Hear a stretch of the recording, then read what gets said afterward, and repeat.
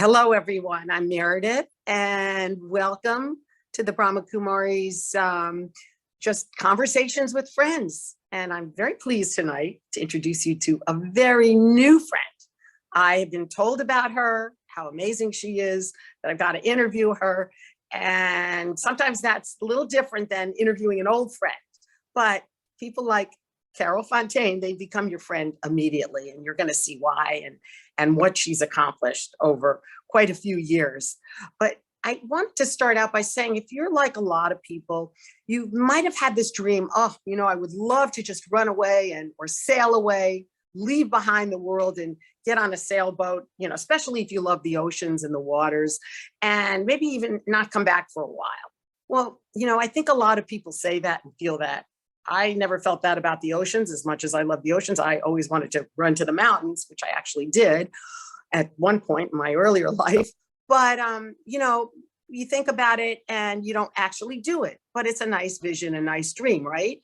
Well, Carol Fontaine and her husband decided some years ago that they were going to fulfill their dream. And they did it. They actually got a sailboat and went off into the oceans for quite a long time. So we're going to hear about this, but we're also going to hear Carol's amazing story and how it's all connected to her spiritual growth, her own spiritual growth, and her desire to help many others on the path. So Carol, happy to see you. Yeah, you have been on a journey. I think my first question is, and this might shock me at first, was you were not reclusive people, were you? You were not the kind of people that just wanted to be alone on a boat. You were party people. You were social people. Can I say something else about you? You were both motorcycle riders, right? That was kind of like your fun at that time. So what happened with the two of you that kind of inspired this a new way of looking at life with the sailboat? Well, I think what happened is that the party life caught up to us, and I'm the first one that realized that it wasn't for me anymore, and we were faced with some challenges in our relationship. And I moved to Florida from Canada, and we were bikers. We moved there for the perpetual sunshine and ended up partying way too much. It was nice in the beginning and we had a lot of fun, but after a little while, it became too much. It became out of control. And I felt like I was losing my husband. I was losing the connection to a lot of drinking, partying, doing drugs. And I realized that I did not want this in my life anymore. I wanted something bigger. I felt empty. I felt the call for something, but I did not know what. And my husband and I found ourselves on a beach in Dania by Port Everglades, looking at the boats coming out. And we were just struggling and looking at the boats and talking about our relationships. And he said, "Why don't we get a boat?" Like, a boat? I never thought about a boat. I wasn't a sailor. I never sailed before. And he's like, "Yeah, sure. Let's just get a boat and try on getting a boat as a hobby." That would take us away from the lifestyle that we were in, stuck into. We needed to get ourselves away from that situation and reassess where we were at and reconnect. So that says something about your husband. He was the one that had the sense, to make a change. Maybe at that time you just weren't, I don't want to say insightful enough or strong enough. You couldn't, like you say, you weren't sure what you wanted to do. So I find that kind of amazing in a way that he was the one that pushed you on. And we're going to even know more about. So you got this one boat, and then you love boating, and then something happened along the way. You really got into boating, right? And again, he came back, and what did he say? Let's go bigger, right? Yes. Initially we got a little boat, and we started to take it anchorage to anchorage everywhere in South Florida, and enjoying so much our new lifestyle. And one weekend coming out after a vacation that we had such a good time, and it felt wholesome. It felt connected and grounded, and the nature was just amazing. And he came back to me and he said, why don't we buy a bigger boat and move aboard? And I said, yes. Oh my God. So it really took two to fulfill this. Yes, I'm an adventurous soul. Eric has always brought in the adventure in my life, but I've always embraced it. Maybe if you wouldn't be in my life, that I would be more of a stay-at-home, quiet kind of person. I don't know. It's hard to tell. We've been together 33 years. We make a good team. So he brings in the adventure. We balance each other. And I said yes, and we moved aboard Windsong. And fast forward, we had it 23 years and lived on board 20 years. I'm in shock. I read your book and I'm really amazed, because it's one thing to go for a few months. Yes. And I know people who have even taken their families for a year and said, we want to live on a boat for a year. Yes. I don't even know if it was a sailboat, but a boat, say. And then after that, they were back online, but 23 years. So what was it that kept you on a boat for so long? What would you say that you got out of it that you weren't getting out there? That's be pretty powerful to say, I think I'm going to stay on this boat, right? That is a very good question. I totally fell in love with the ocean, with the connection with nature, with the simple, downsized life. My first book is really How to Simplify Your Life, and the fact that I was so cluttered with emotion, with stuff. We had a huge house before we moved on the boat, with so much stuff, and we had a lot of stuff in our relationship. And when we moved on board, we had no choice. We had to get rid of all the stuff because it didn't fit. Only what was necessary, or a tiny little fraction of your most precious things could come on board. So whether you want to or not, you need to face whatever's going on between you two, because you have a 13 by 41 space so if you have an argument or a misunderstanding, you have to face it. There's no stuff that comes in between to distract you. So facing that, but also reconnecting with nature, reconnecting with the ocean. And I think the number one thing that I learned from the ocean is connection, that we are all connected. My relationship with my husband, but also the ocean. The ocean connects all shores, connects all beings. And the people that I've met in sailing were also people that were very, whether you'd be a millionaire or someone that had no money and were just riding, their boat, everybody in flip-flops looks the same. And everybody wants to connect and exchange. What are you doing? Where have you been? And it's honest, genuine human connection. And I had longed for that in the groups and the life that I was leading before. I had longed for that. So even though I was on a boat and I wasn't gone months on end on the ocean, we would travel, come back, sail to the Bahamas, explore, and come back. It opened up my eye to the world, the planet, the human family out there that I had not had on my horizon yet. So I think it expanded my horizon. So through your connection with the ocean, you were able to connect in a way with everything that was in a way pure in the world. To me, that's what I'm getting from you, is pure, meaning good people and yourself. And myself. And I would think that you would have experienced a lot more peace than the rest of us, right? Because when you're out on the ocean, there is nothing but peace. Well, we'll talk about some of the challenges too, but there is nothing but peace in terms of, I got to do this, I got to run to the store, there wasn't that kind of life anymore. So was it, as great as it was it a lot of adjusting? Like you say, getting rid of all the stuff. I look at my closet and I go, I got to get rid of it. And I get rid of a few shirts and then I got more, it's hard, and I know about it, and I understand that it would really be good to simplify, get rid of all the stuff in my house like you were talking about. But to do it is another thing. You were kind of, I don't want to say forced. I mean, you did it by Yes, your own decision, but it was forced as well. You yes, couldn't have all this stuff on a boat. yes. It's Yeah. a huge adjustment. And honestly, the first 6 months on board, I really questioned my decisions.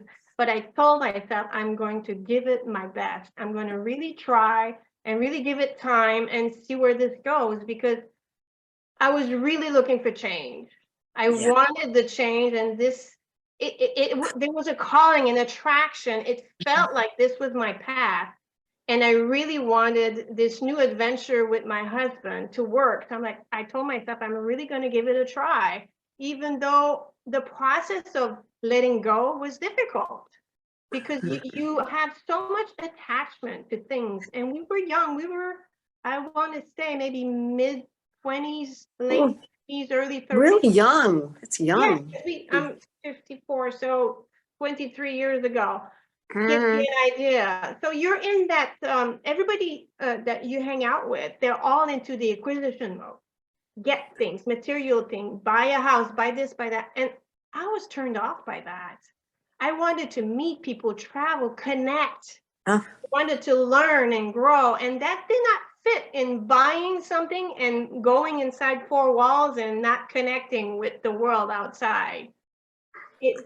So the longing to just go out there and meet and really live life. Life is so short. We have to live it. We have to jump at every chance to meet people and connect. That's what we're sent here for, is to connect and to experience human life. Once we're gone, we'll be alike. We'll be part of everything. But right now, we're part of everything as a human being. So we must connect with our human family. your message is so strong and so powerful. And do you have the book in front of you? I want to just for you to hold up the book, because it wasn't just experiences. A lot of people have experiences and they say they're going to write a book. People have often said to me, well, with your spiritual experiences and your work, write a book. I think of my life and then I go, I couldn't do it. I just couldn't do it. I don't think I have a story. Everybody has a story, but you hold it up again so people can see it. It's called Sail Above the Clouds. How I didn't think that I would simplify your life. What? Sail above the clouds, how to simplify your life. I didn't expect to become a writer and to publish a book series. It kind of just came together from and diaries of our travel. And I went through a chronic illness and 5 years of a very dark night of the soul that I struggled with my health. And I started journaling to try to heal and try to find purpose into what I was going through.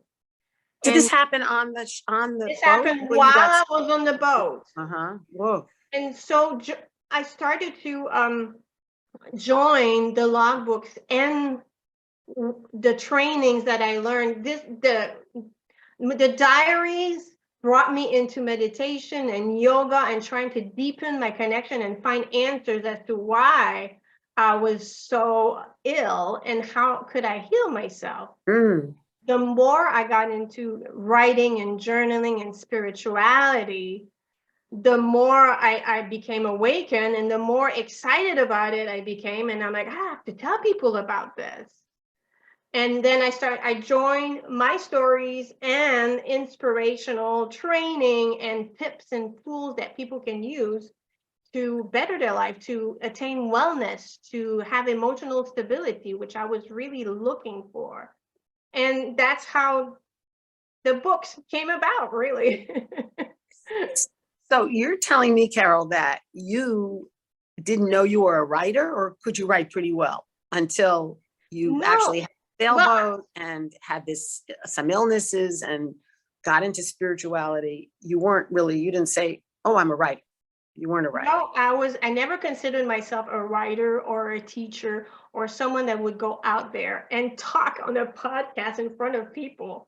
I would have been so frozen in fear in the past, just thinking about this.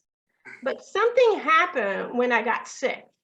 And I talk a little bit about it in Sister Jenna's book, Meditation. Yeah, you're in there. I wanted I'm to a mention contributing Brahma author. Kumaris, your connection, and I found Yeah. out about you through Roz at the Yes. Hollywood Center. And I wanted to just ask you, how did you end up at the Hollywood Center or anywhere doing all of these things? Did you would dock sometimes and stay in, Yes, I was away from the docked. ocean for a while? Yeah. When we moved from the Keys to Hollywood, I saw an ad in the paper that said free yoga class at Hollywood Library. So I showed up with my yoga mat under my arm, and there was Etta. And I totally fell in love with the class, and I thought it was physical yoga. I was in between surgeries, and I was trying to strengthen my body and boost my immune system. So I was looking for ways to help heal. And boy, did this heal my soul. You really were on a mission to just Yes. to really Yes. how can I say, even recreate yourself, weren't you? There was the old self that you kind of knew didn't work anymore. Yeah. And the new self was emerging, but you made a lot of effort. So when this was going on, you were still living on the boat, but you also were living, you would dock at places and then go back to the boat after a while. I'm not sure how that worked. Yes. We lived in different marinas and we would travel. My husband always had a land-based job. I worked from the boat on the computer. So he would manage a marina, or he worked at Harley Davidson in Miami for a while. We travel, and then he would find a job, and then we'd dock there for a while, and then we'd go on vacation somewhere. We'd go explore the islands for some weeks and then come back.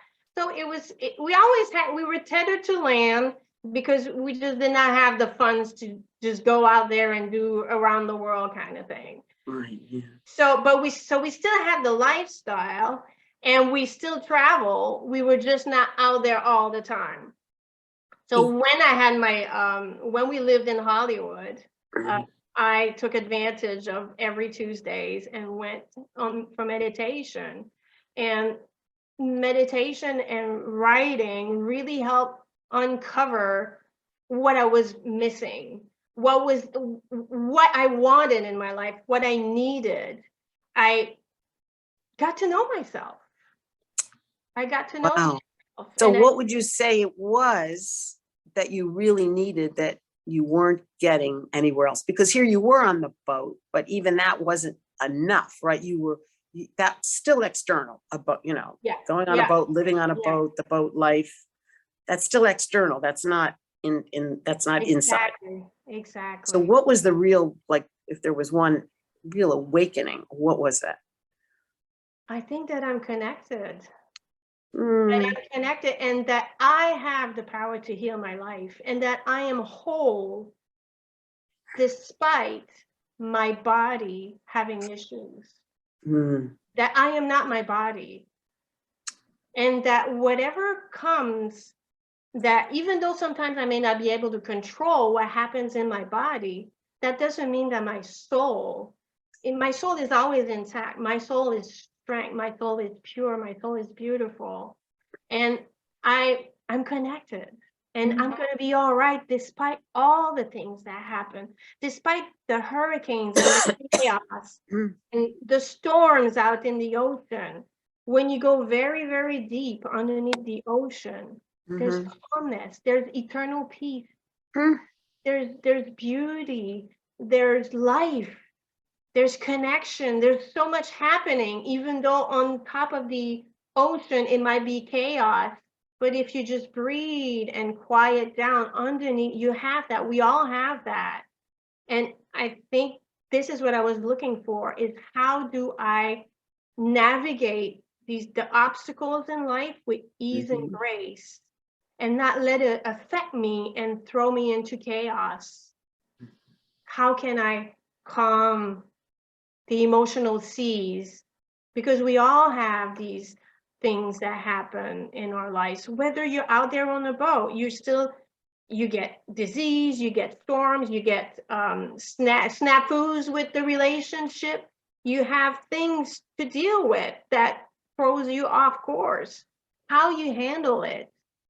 So these tools are so important. Instead of reacting to life, it's how to act consciously with peace and with wanting the better outcome for everyone. I can see that you have so much to teach and to give to others. It's not what I'm feeling from you is it's not just this is my story, and I'll tell you my story, which was really exciting. It's really how can I help you? And I think that was the next leg of your journey, right? Deciding at some point that you wanted to help others, and you wanted to actually become a trainer and help others on the path towards self-healing and self-fulfillment. So how did that start to fit in, and how did that happen? As I heal my body, my journey was pretty intense. At one point, I had over 10 doctors, and they still couldn't diagnose what was wrong with me. So it was a very intense, very painful journey.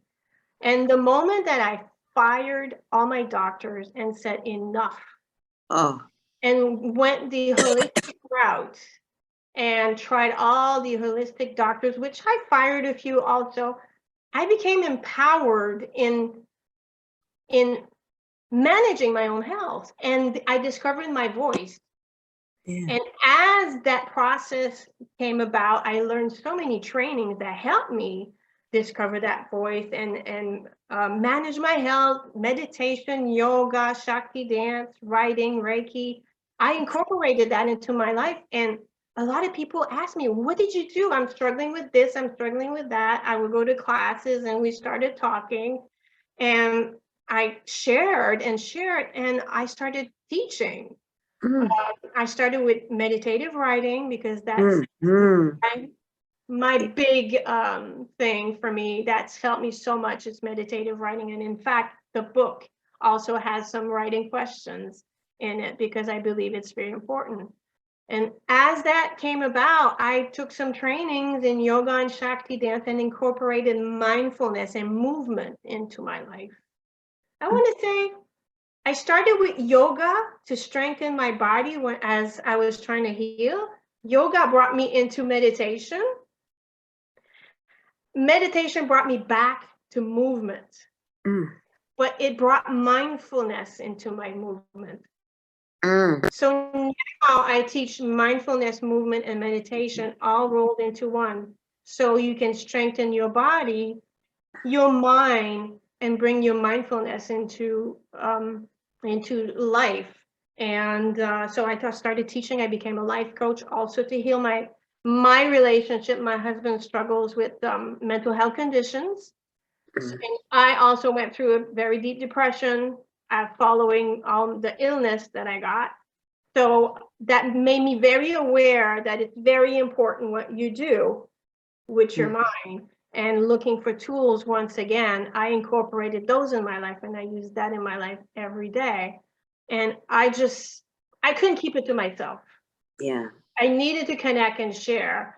And I started teaching, and that's what really my purpose is to really help others discover these tools and be whole, feel wholesome. We are wholesome. We already are. But discovering that you are, and saying you are, and really feeling that you are, and knowing that you are two different things. Teachers were telling me, you are whole, you are perfect, you are complete. I didn't feel whole, perfect, and complete. I felt sick, broken down, searched, depressed. How do you bring that knowingness, that knowingness into your life? What's the answer? Just keep going. That's what I see that you did. You didn't give up. You didn't miss a beat, did you? Every day, bring that practice into your life, and using all the tools that I share in the book. And not have the doubt. A lot of people doubt that they can heal themselves, right? A lot of people feel I got to depend upon the doctors. And again, we're not here to tell people if you've got something, stop, don't go to your doctor. I think a person has to know when they can do that, Yes. And I personally went through something like that at the beginning of my spiritual journey with the Brahma Kumaris, which was like over 37 years ago, just last week, 37 years. With the Brahma Kumaris, I got very sick. for about a year, 2 years even, and through the meditation with the Brahma Kumaris. And I didn't understand anything about natural healing or the mind, body. I wasn't into any of this, but little by little, I did keep going to the doctors. And when I saw that they couldn't help me, little by little, I was able to move away and know that I needed to do it myself. So I know what you're talking about. But what I love about you is you've really taken it to another level. Not only have you experienced it, but you've gone on to learn more and more and more and write, about it. And you also, as you say, have workshops. And I wanted to mention that because you have some coming up. And so maybe you can mention that. Yes. October 1st, I'm going to start doing my workshops online once again. Mindfulness, movement, and meditation. So it's really going to be a time for a place for people to come and to learn how to put all these pieces together in your life and make it a daily practice. Because it's nice to take trainings, but how do you integrate into your life so that it remains so that it becomes a change, a lifestyle change, rather than just, oh, it's a nice training, it seems to work, but after 2-3 months, you procrastinate, you let it go, and you move on to something else. So how do you create these lasting changes? Because you only have one body and one health. Yeah. And I do believe in Western medicine. I still do. I trust them, not 100%, but I go. But we need to be advocate for our health. And there are so many things that we can do before we make it to the doctor. It's a matter of recognizing the signs that our bodies are telling us. As meditators, we're good at just sitting and connecting, breathing, and feeling the peace. But do you recognize the signs, the twitches, the knot, the tingling? Maybe when your energy is down and low, do you recognize the signs your body are telling you before you get sick? Yeah. So that's what I want people to recognize is if I wouldn't have waited so long, I would probably have skipped 2 surgeries and saved a lot of heartache. But I was unaware and disconnected from my body. So it's a matter of connecting and being aware, bringing that mindfulness into your movement, into your body, into everything, not just that half an hour or an hour when you meditate. It's a way of life. It's a whole way of being. And what I've always loved is I meet people and they could be on totally different paths, but once you get this, it doesn't matter which spiritual path you're on, you get it. You're on, it's different, but yet it all leads to the same thing. Self, understanding the self, having a relationship with the divine energy, realizing that we're all connected. Like you said, you found that on the sailboat. So many lessons. Your workshops, if anyone is interested or knowing more about you, go to your website. And yes, they can go to sailabovetheclouds.com. Sail Above the Clouds. Sail Above the Cloud, which is the name of my book. Sailabovetheclouds.com. And Carol Fontaine. And right? Yes, and it's also Inspired Life by Carole. But if you type Sail Above the Clouds, it will bring you to my website, and the classes are there. And sign up to my newsletter, and you'll know when the classes are coming. Beautiful, beautiful. I'm very interested. I love the movement part. I do a lot of sitting meditation, but I really believe too, moving is really helpful. And I'm sorry that we're out of time. Everybody was telling me you're going to love Carole. She's amazing. She's wonderful. Thank you so much, Roz, out there. And Etta, for bringing Carole into my life. We love Roz and Etta. Yeah. And I just think that through your exuberance and your personal story, it has to be a personal story. It can't just be talking at you. You're talking with people. And it's just absolutely wonderful. And I thank you so much. I know I could talk much longer, but I think we've gone over our time here. So it's very, very good to get to meet you personally. We've been talking and texting, emailing, whatever. And I wish you continued success on your personal journey and your commitment to helping others. on the Thank path. you so much. Thank you All so much. Thank Great you to meet for you. listening. Thanks for Beautiful, inviting me. beautiful. Shanti. Om Shanti, Om Shanti. And I just want to thank Mita, who is our technical director and the person that solves all problems. You don't see her, but she's there unless she wants to pop her head in. Mita works on all the Conversations with Friends programs, among other things that she does at the Brahma Kumari's Meditation Center. So thanks, Mita. Thanks, Mita. And thanks everybody for joining. Om Shanti.